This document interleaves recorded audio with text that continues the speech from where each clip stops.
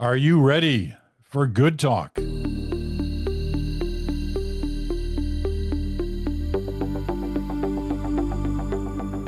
hello there, Peter Mansbridge, along with Chantal Hebert and Rob Russo. It's your Friday Good Talk, last one of the season before the summer break. So we're looking forward to that, but we're looking forward to lots of good talk for today. First of all, you know, some of our viewers and listeners will remember there used to be a guy on American television. It wasn't that long ago. He was called Larry the Cable Guy. And he had this phrase. His phrase was, "Get her done." And, it got picked up. Well, late night comedians used it a lot. Then politicians started using it. Doug Ford used it.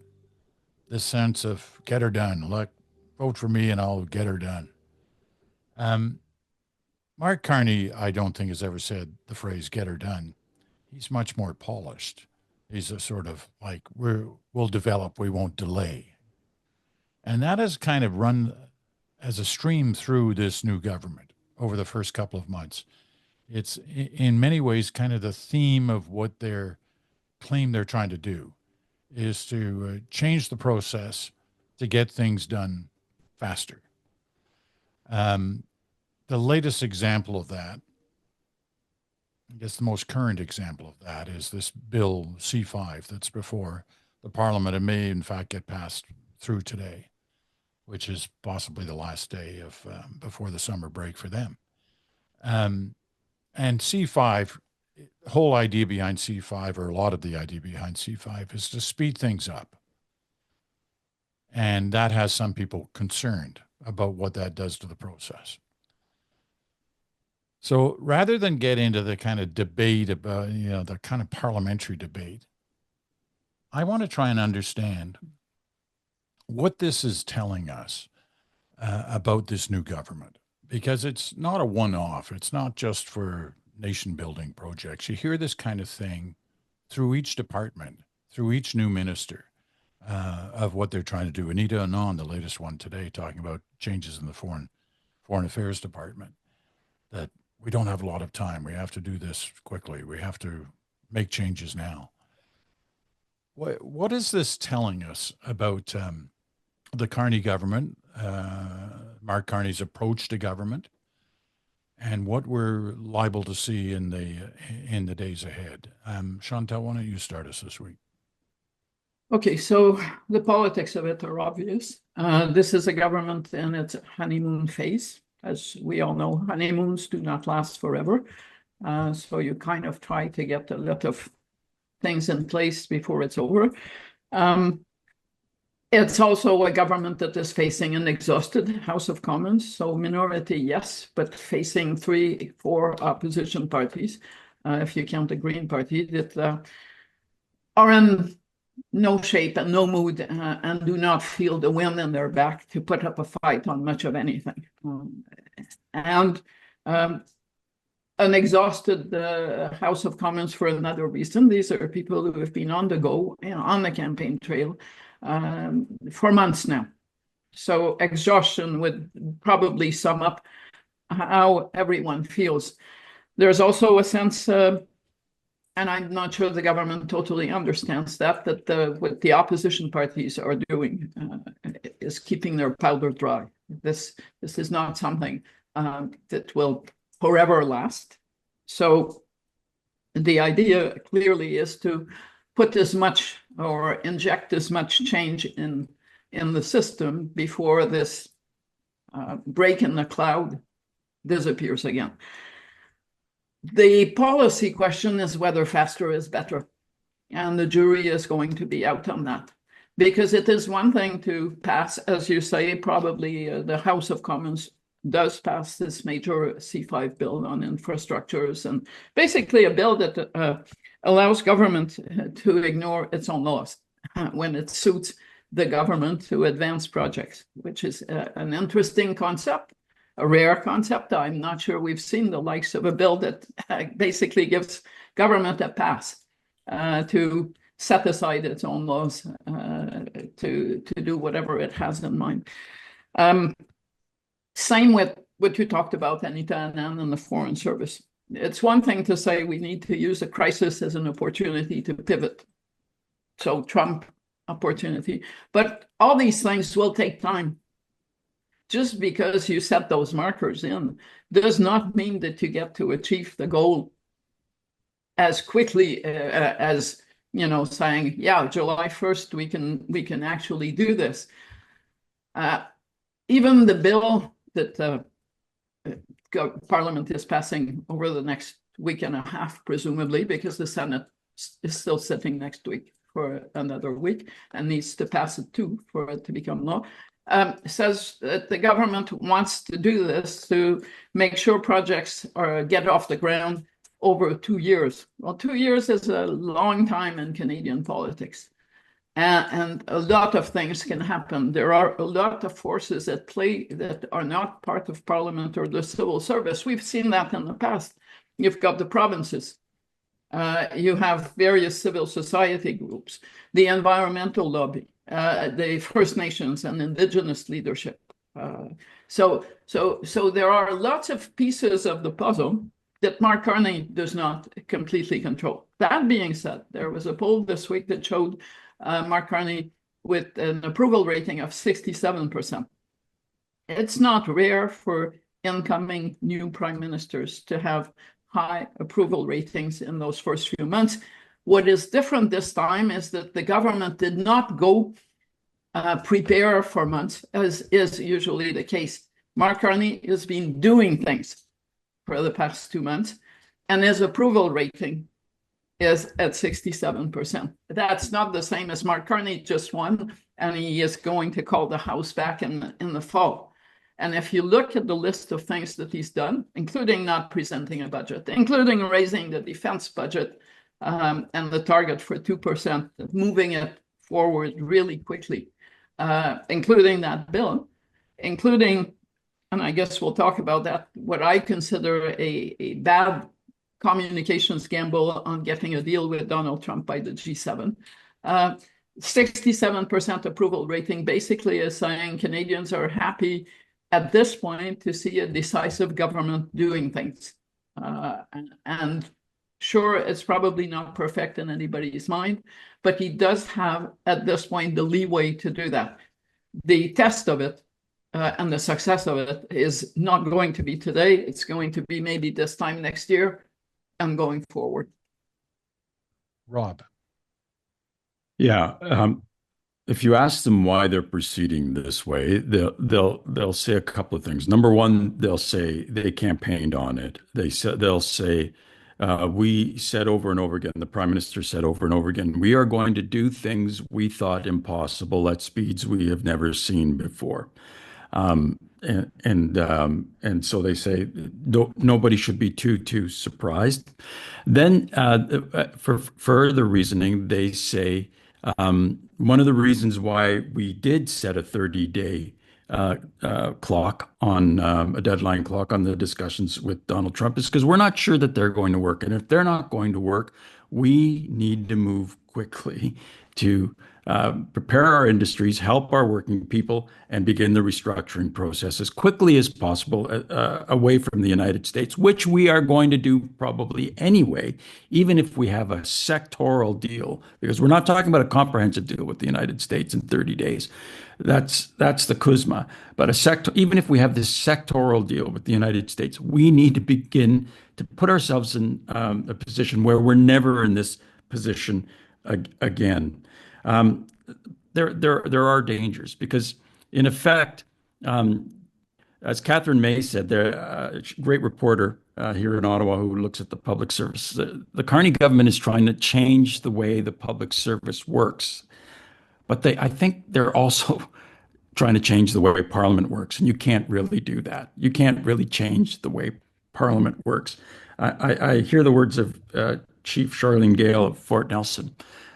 She said, you're gonna have a delay if you wait and do the right thing in terms of consulting with First Nations, but you're gonna have a delay with progress. If you don't delay, you might not have the progress that you want. As Chantal is saying, this is just the beginning. So it's a risk, but it's a risk they believe that they have to take, that Canada is in a rather perilous state, even with the deal with Donald Trump, because of our dependence on the United States. And the way the United States is changing, they believe it's changing in ways that are going to probably outlast Donald Trump. And they need to begin to get at some very serious things right away. Yes, except you can't change the fact that the court system exists and we are a country ruled by the rule of law. And for those who always keep thinking there's a get out of jail card for any court challenge called the notwithstanding clause, that doesn't work for any of these things. So set that aside. The court system is the courts have not been shy to pronounce on some of the issues that are being bulldozed through the House of Commons at this point, and in ways that have thrown major wrenches in what the government is up to. And by the way, when you do talk to top Liberals, they do expect to end up having to litigate over Bill C-5, which is an interesting concept. Same with provinces and municipalities. If you look at what happened with the Northern Gateway project, for instance, the defunct one, at some point there was talk and a threat to, and in part it happened, to not deliver the provincial permits or the municipal permits needed. And you can't bypass that. What are you going to do? Same with Indigenous blockades. We've seen them in the past. What are you going to do? So I think part of the risk is that there is, at this point, a consensus that it's possible to do better and to be more efficient. It exists. The risk is that by going so quickly and not allowing conversation and debate to happen, you are going to let that consensus fall apart. And you will be left with the bare naked skeleton of lobbies, the oil and gas lobby, the business lobby. And we know from experience that these groups do not have the capacity to shore up consensus. It's the opposite. They shore up pushback by being the only voices on this. So sure, the government has leeway. It can, at this point, move towards the right and set aside groups that are more identified with the left. But it does need those voices on the center left to move this forward. They need David Eby more than they need Daniel Smith if they're going to get the pipeline to Tidewater for anything. And at this point, that is who they are kind of pushing aside. They are forgetting what was one of the key lessons of the Meach and Charlottetown rounds. Every premier has his or her own dynamics to deal with. They are strikingly different. And if you don't understand where they come from, and you think you can bulldoze them into compliance, you're going to fail. You're going to turn them into heroes or zeros because they will be defeated. And then you will not have an ally. You will have a premier who has been elected to stand up to you. Now, on this 30-day thing, you can't erase the past when it's only a week and a half old.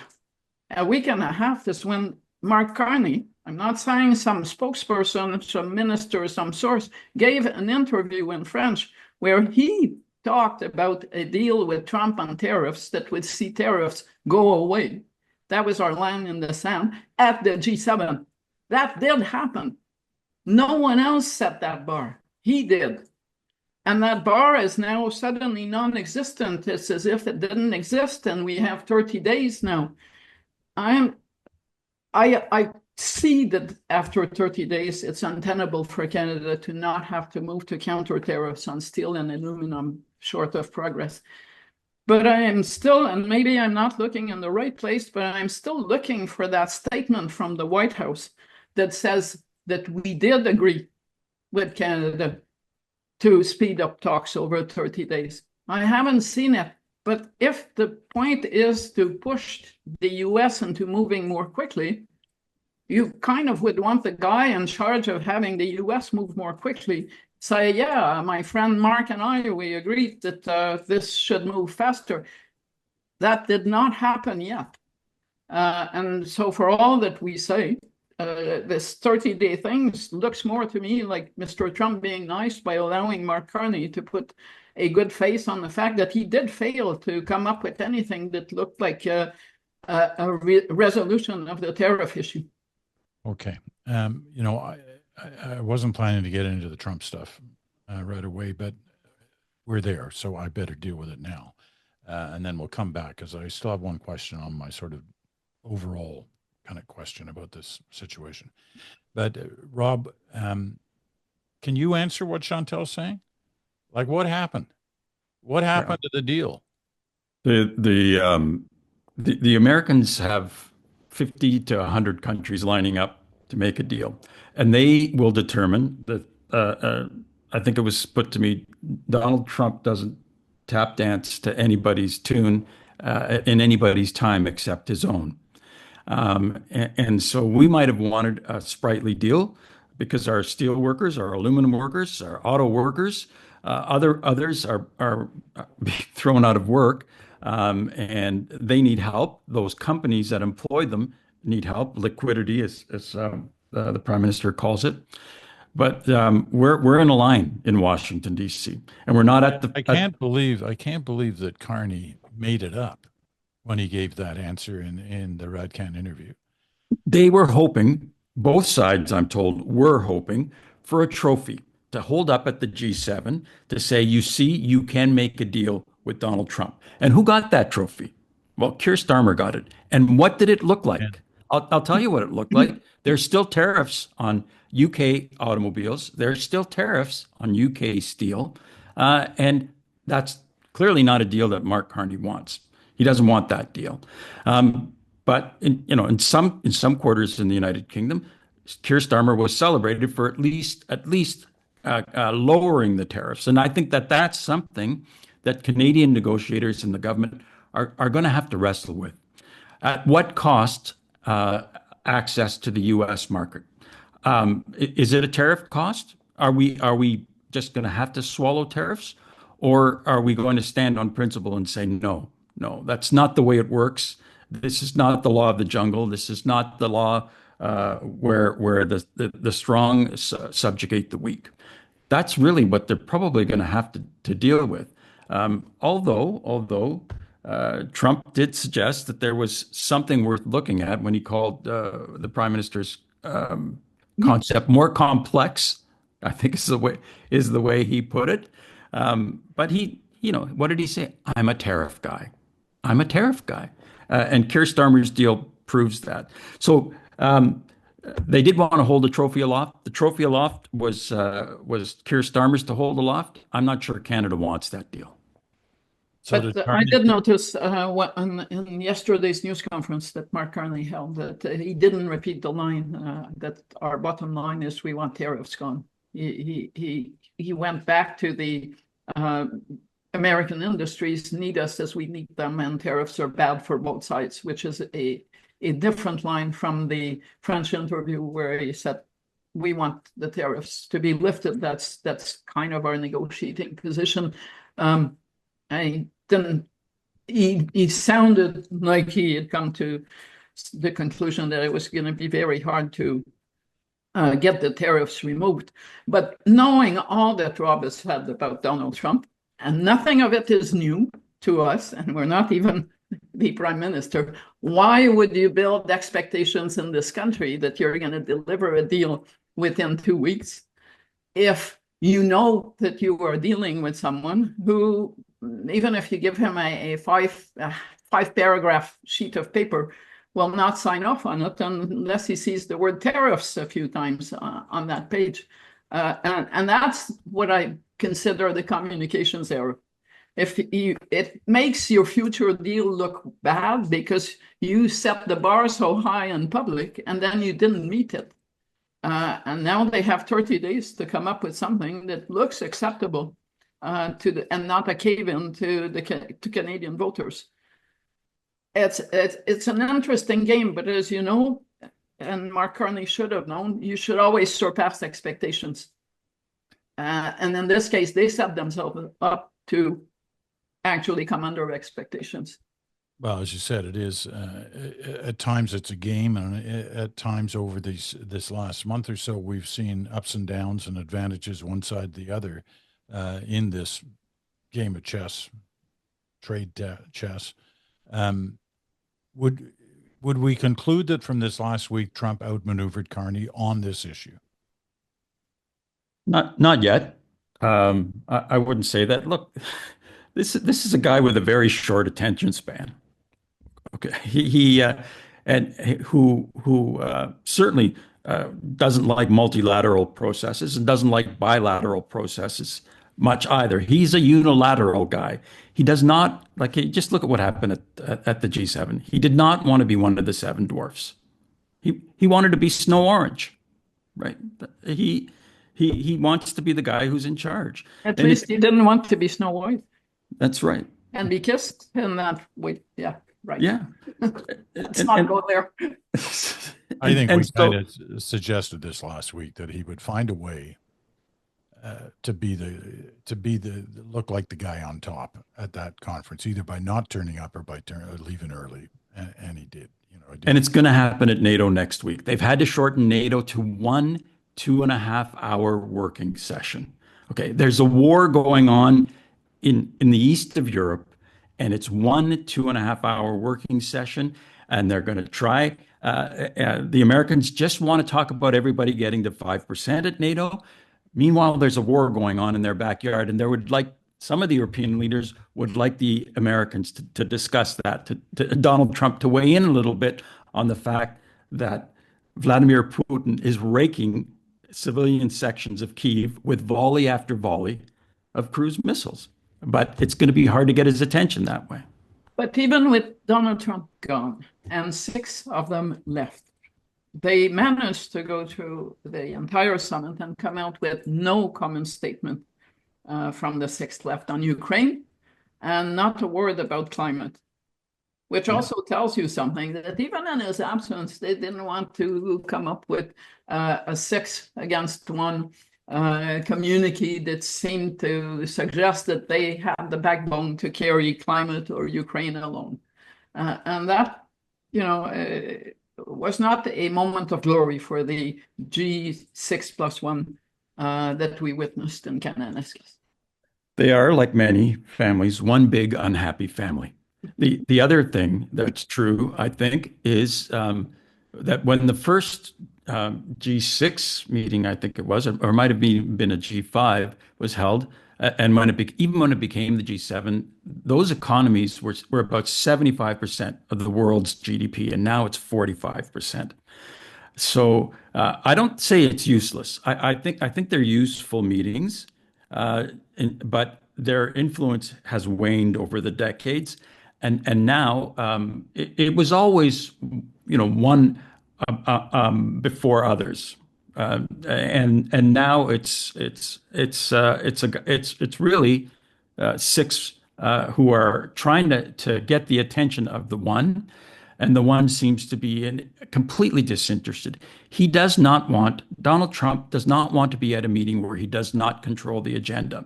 And again, that's what NATO is about. That's why a NATO meeting with a hot war going on in Europe is only effectively going to last for 2.5 hours. Talk is always better than no talk. Right. But talk without the principal talker, it does leave a lot to be desired. The one thing Kananaskis can claim is what is often too important in some of these things, which are the photo ops. A backdrop like Kananaskis, you can't miss. It looked fantastic, as it always does. But it was, as we have noted here, it was a strange meeting in other senses of the word. Okay, we're going to take our first break. Then we'll get back to the one other question I wanted to ask on our top topic. We'll do that right after this.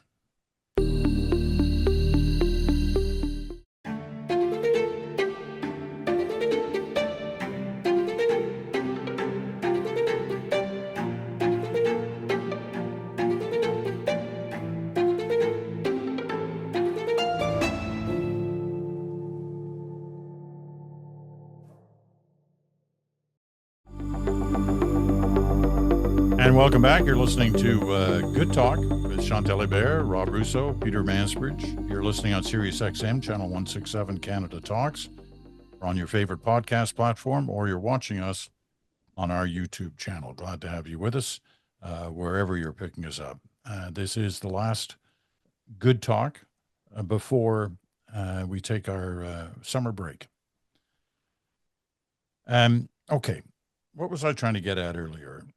I was trying to understand what this whole business of speeding things up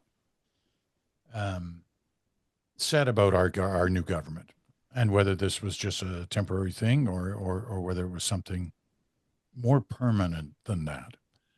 Now, one of the things Rob said, and this is what I'd like to get at to try to understand, and this is not just the American situation and the fight over trade and tariffs. It's this sense that we have to move fast, Canada, because if we don't, we're in serious, serious trouble on the economic side, I guess is what the answer is on that, and more than just the economy, the structuring of how things operate in this country. Are we in serious, serious trouble? Does it need this kind of push to try to fix things? Who wants to try that? We certainly have lost the knack to do big things. And I'm not talking pipeline here, for the record, but just to do big things. It seems every time I try to do big things, I consider the Newfoundland and Labrador and Quebec agreement on hydropower to be a big thing. Mm-hmm. And every time we try to do a big thing, at some point along the way, we build resistance or we don't take into account predictable resistance, and it all falls apart. And at some point, it does spell trouble, that we've become our own worst enemies, that the dynamics that, and I do blame part of the political class, both liberals and conservatives, for where we are. That sometimes it's okay to have a consensus between parties. But over the past more than a decade now, it has become that if one side says black, the other side finds a way to say white, because it's more fun to create wedges. And it started small, and it started, I hate to say, in part with political financing. And the notion that if you're going to finance your party, you need to make people angry. And then it starts with the small stuff. It's easy to take the small stuff and be against this, because people do focus sometimes on smaller issues and say, I'm angry about this, I'm sending money. But it has moved slowly but surely into bigger issues. There is no reason why we couldn't have had, over the past 20 years, come to some consensus on climate policy. It starts with the Stephen Harper's government demonizing any notion of carbon pricing. But then it goes on to liberals, for instance, calling an election so that they can demonize people who are reluctant about vaccines and the COVID crisis. At some point, it doesn't move the country forward. It's one thing to have a good discussion. I like what's happening, not the speed, but what's happening on Bill C-5 in the House of Commons and the Senate. What I like is people are trying to improve the policy. They're not trying to demolish it. But we have seen rare examples on major policies over the past 2 decades where parties have tried to improve policy rather than tried to destroy them. And that sets us back on policy and economics. If you think climate is a left issue, forget that. It's an economic issue. And it sets us back. And it has for 2 decades. And on this, it's on Mark Carney to change the liberal culture towards wedge issues. And it's on the Conservatives to look at their leader and expect better from Mr. Poilievre. Rob. Tony Keller had a very interesting column a couple of weeks ago in the Globe and Mail that I thought was illuminating. He looked at some of the major projects we've had in Canada and how long it took them to come to fruition. The last spike from from uh, from beginning to end was about 3.5 years. We can't get a crosstown light rail in Toronto in less than 12 or 15 years now. The subway in Montreal, the first subway, was built in 3 or 4 years. Great subway system. Expo in Montreal. We 1967 is when it happened, but Moscow dropped out in at the end of 1963, and Montreal was rushed in. And 4 years later, it had a great expo that was emblematic of what was happening to Canada on its 100th birthday, really coming into the world. Huge success. They expected, 15 million people. They got 50 million people coming to it. So we used to be able to do things in a short amount of time, and we can't for a whole variety of reasons. Okay.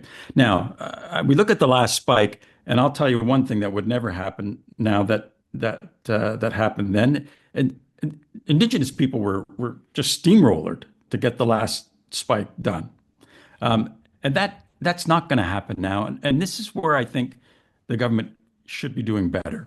I know it wants to do better when you talk to people, that just because they're going from 5 years to 2 years, it doesn't mean they won't consult. But you begin consultations right at the beginning, which is why C5 is really just disappointed a lot of Indigenous leaders, because they want to be part of the process, but you're eroding their rights when you say to them, we will consult you on the consultations at a later date, which is in effect what's happening here. So I understand that we used to be able to do big things in a short amount of time, and we can't seem to be able to do them now, and we need to accelerate them, but we need to learn from the mistakes, as Chantal has said, and we need to do things right at the beginning to make sure as many people are as included as possible, and then a decision is made. I think we still have stuff to learn there if I look at C5. If, clearly Carney is at the top of this government, and a lot of this is being pushed by Carney. But who else should we be watching in terms of the ministers who are closest to this, or the bureaucrats who are closest to this process? Who's to watch here right now? Am I going to surprise you by naming bureaucrats, if you can call them that, i.e. Marc-André Blanchard and Michael Sabia?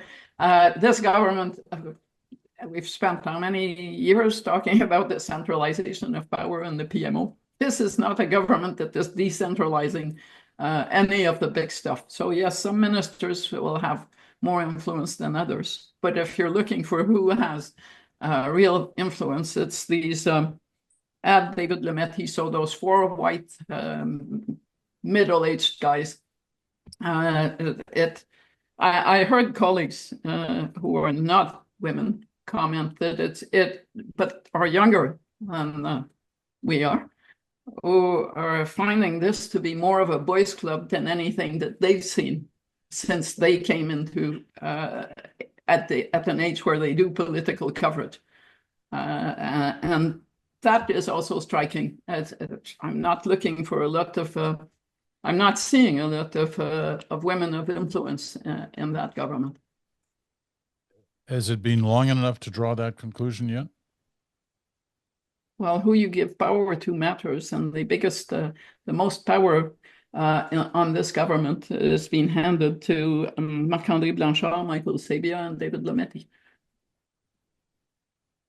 Yeah, I believe Mark Carney drives this process. He is the guy to watch. He is the guy who is concerned, more than concerned. He's alarmed at what he sees as our possible economic future and the work required to get away from that. So he's really driving this, and I think that if things go badly with the United States in the discussions with Donald Trump, he will use it again, as he did during the election campaign, to say to Canada and Canadians, we don't want to be in the position where we have no choice, but we're very close to that position now. We still have, let's say, in the event we still have tariffed access to the United States market. That's not good enough for the Canadian economy. We need to do better. We have to do better, and we are going to do better. I think that's what his argument is going to be. Okay, one last thing before we move on to other subjects on the Trump-Carney situation. There were times in these last couple of weeks where it looked like the real and perhaps only serious discussion that was going on to try to bring this thing to a head was between those two. And now we see, once again, a lot of meetings going on at a level below that. Is it always going to come back to what happens between Trump and Carney, no matter what's happening on the level below that? Our experience with the 88, 89 free trade agreements are that there's a lot of serious and important work done at the ministerial cabinet secretary level. I don't denigrate that work at all, but these things inevitably come to roadblocks and obstacles and difficulties. And when that happens, one leader picks up the phone and talks to the other and tries to clear that roadblock. Now, that worked very well at that moment because Brian Mulroney, much to the chagrin of Ronald Reagan's chief of staff at the time, a guy named Don Regan, he could go around him. He could go around the chief of staff. He had that kind of a relationship. I know that people say that the prime minister and the president have a very good relationship. I don't know that they have that kind of relationship. I don't know that anybody can have that kind of a relationship with Donald Trump. I really don't. But the fact that that they're not swimming in the same pool of bile that Trump and Trudeau were swimming in is probably a good thing. But yes, inevitably, there are snags, there are obstacles, there are roadblocks that can only be cleared at the executive level. I think Dominique Leblanc, who's been the lead minister on this, has been working the file really hard. But I think he has also had to report to Carney that the people he speaks with in the US, it all comes down to whatever Donald Trump has to say about their work. So it's probably possible to agree with people who are not Donald Trump, but at the end of the day, it's all going to come down to Trump. And because of that, it is going to all come down to Carney. Okay. It's inevitable. All right. Last break, and then we've got kind of a potpourri of stuff to get in the last 15 minutes. So we'll do that right after this.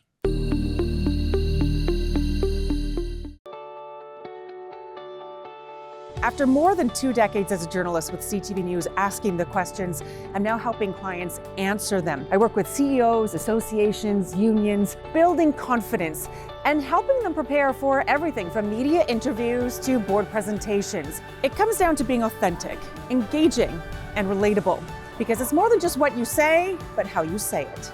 So let's talk.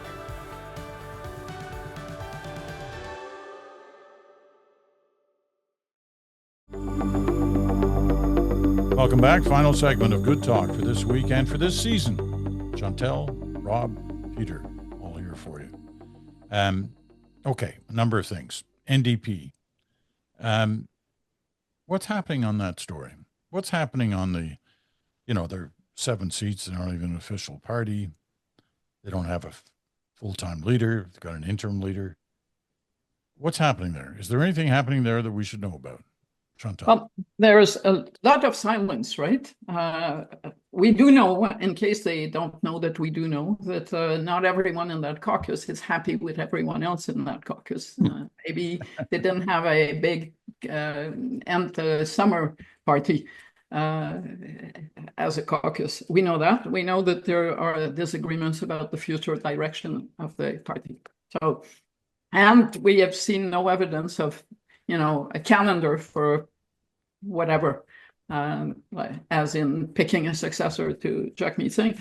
I did pick up it has been flowing under the radar, and I went back to it because I heard about it this week again. It sounded more serious than the time we've spent on it. But this notion that there is a movement, or at least people out there who would like former, well, not former, soon to be former Montreal Mayor Valérie Plante to run to replace Jagmeet Singh. And she was asked, because Valérie Plante has been close to the NDP. There has never been any doubt about that. She's participated in events that are part of the larger NDP, federal NDP environment. She is not running in the municipal election that is upcoming in Montreal. So she was elected twice as mayor of Montreal, which is quite something. And then I thought, this is kind of interesting, or maybe we should pay more attention for a number of reasons. The first is the NDP has, like every party, a legend. And that legend has a municipal politician with no experience on Parliament Hill and no real profile coming to Parliament Hill as leader and leading the party to its best unexpected election result. That would be Jack Layton. So the fear that she would be not someone who is in the federal environment, has federal experience, would be totally mitigated by that legend of the party. But the other, because I asked the person who was telling me about this Valérie Plante thing, kind of suggesting we should take it more seriously, said, but would she have a seat? And actually, yes, there is a Montreal seat that if Alexandre Boulris, who is the only NDP MP left in Quebec, but if he wanted to, he could probably hand her that seat and she could win it.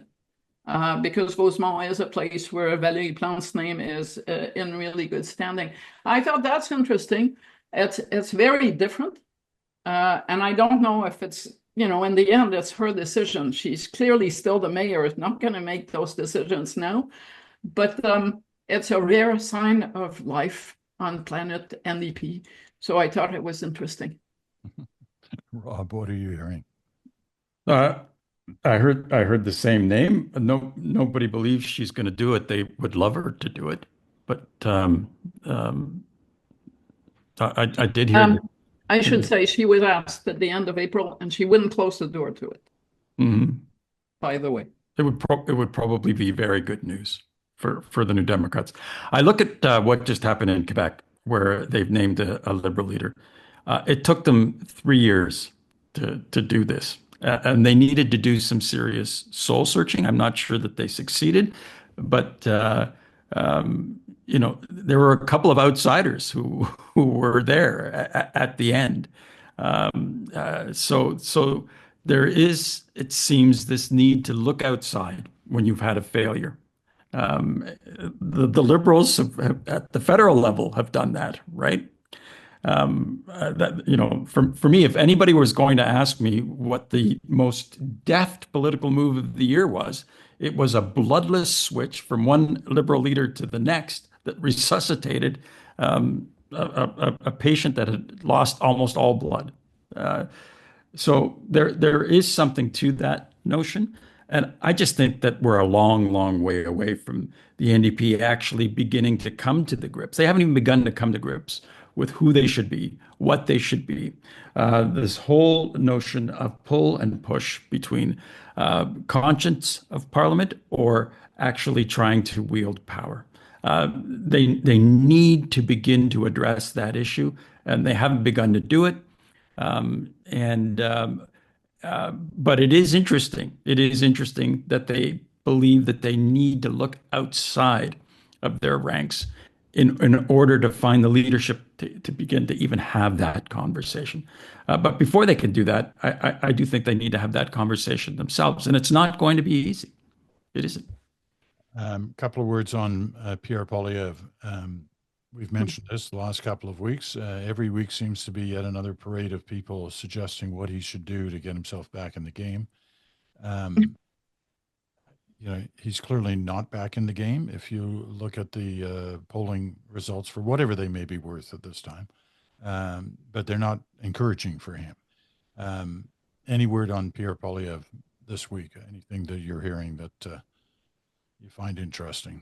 Chantal? He's Or fighting Rob? for his job. He is not going to spend the summer beside a lake sipping mocktails. He's already kind of working at hanging on to his job. The Hill Times reported this week he's talking to defeated candidates. I understand he's also talking to other people who have been rumored who might want his job at some point. We all know what the advancing of the convention from March to January in Calgary is all about. It's clearly an attempt to put him in an advantageous environment so that he can win a leadership review. But he's got to get to that leadership review. You mentioned the polls. I've said a few times how I feel about public opinion polls, voter intention polls in particular, outside of a writ period. But I do think the polls that he needs to be concerned about are best prime minister or prime ministerial preference. Those numbers are ones that he should be concerned about. He's at about half the level of support and for who would be a preferred PM to Mark Carney. Now, again, I take those with a small boulder of salt, but those I think are more indicative of how people feel about him and not the Conservatives. And I think he needs to be aware of that. I can tell you that there are members of caucus who are aware of that. So even if by moving this convention to Calgary in January, and I've been to Calgary, it has charms, but there are very few Canadian cities that have charms in January. And Calgary is a few flights away from where a lot of his opponents would be. I think we're going to have to watch caucus if there's going to be any serious move to unseat him, and not that convention. Victoria is pretty nice in January. So is Quebec City, for that matter. Yeah, well, they have to get there, which can be a problem. Seriously, the one, and again, no leader who was given a second chance has ever won and become prime minister, led his party to success, except for Stephen Harper, whose case is in a different category. So there is no story like that, but the main reason why people give you a vote of confidence or not is based on polls. And what's devastating about the polls that Mr. Poilievre is looking at is that they show him to be a drag on the party. The brand name of the party is worth more than his place as leader. And I think when people want to get somewhere to get rid of someone, wherever that may be in Canada and whatever season they do get there, the last leader who had a leadership review in Alberta, a federal leader, I think, was Thomas Mulcair. And the NDP was in power in Alberta, so it was supposed to be friendly territory, right? So I am not, at this point, placing bets on that outcome. I'm not assuming that Mr. Poilievre will still be a Conservative leader this time next year. I've got a few minutes left. Time for you to put on your look-ahead glasses on in terms of the summer months and what they may or may not deliver for the this kind of discussions that we have every week, kind of the national political landscape, the political story. What do you see happening here over these next 2 or 3 months? Well, Mark Carney has put a marker on July 21st, right? By saying he was placing this day as a deadline to decide whether he puts in place counter tariffs and at what level, depending, he said, on whatever progress is achieved over those talks with the US. So obviously, July 21st is going to matter. At some point over the next few days, I guess, there will be a by-election called for Mr. Poilievre to run in August for a seat in Alberta in the House of Commons. There will not be a big surge of momentum for Pierre Poilievre for winning that seat. Why? Because the Conservatives took 82% of the vote on election night in that riding. It's going to be really hard to do better. It's going to be really easy to do less well. And so he really needs a good score because he is winning, getting this reputation of the guy who makes a lead melt. And he can't finished with 51% and a riding one with 82%. But beyond that, what have we learned over the past few months? That whatever Trump touches, including summer, can turn into unexpected outcomes. So who knows? Exactly. Rob. Yeah, I think the deal with the Americans or non-deal with the Americans is going to determine really the next year or two of what happens in Canadian politics. In the near term, I do worry when I speak to Indigenous leaders who are responsible. They themselves are worried about whether or not we are going to go back to an era where we were just before COVID, where unrest is sparked, and we get back to blockades and serious protests. We do tend to forget that just before COVID hit, that railways were being blockaded, supply chains were disrupted as a result. There is dissatisfaction. There is concern about erosion of Indigenous rights because of C5. And I think everybody would like to see that headed off. And if it isn't, there is concern among Indigenous leaders themselves that that sort of thing could happen again this summer. Mark Carney seems determined that that won't happen. But as you say, he's going to have to show. He's going to have to show cards that prove that fact in terms of consultations and participation in some of the big decisions that he's talking about that have to be made. One of the decisions we made earlier this year was in January when Bruce Anderson took leave from Good Talk, as he often has done in his life over the last 30, 40 years, where he's slipped into the political process, both at times for the Liberal leader of the day and at times for the Conservative leader of the day. In this particular case, he slipped away in January to work alongside and advising Mark Carney. But it was always something where he was not looking for a permanent job or even pay of any kind. He was just there for the political process.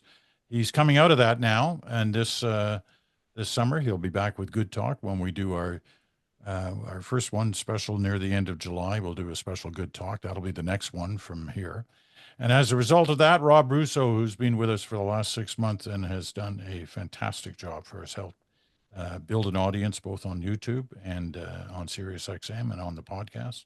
And we will make sure, Rob, that we find spots for you in the time going forward, but because it's been an absolute pleasure having you with us.